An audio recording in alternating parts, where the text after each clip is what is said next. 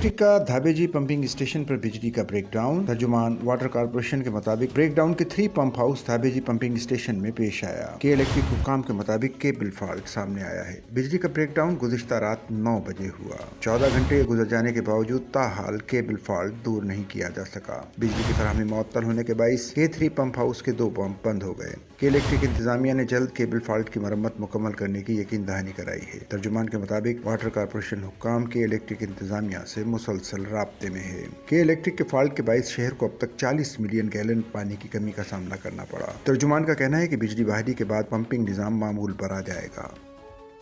Sachal news network की videos में खुश आमदेद। नाजरीन, वीडियो से मुतालिक अपनी कीमती राय का इजहार कमेंट बॉक्स में ज़रूर करें और चैनल को सब्सक्राइब करें।